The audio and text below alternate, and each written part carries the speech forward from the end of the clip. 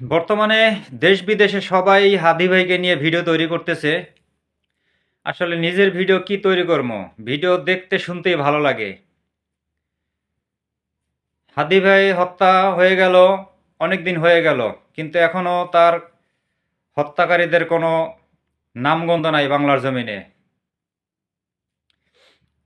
খুব দুঃখজনক, খুবই দুঃখজনক।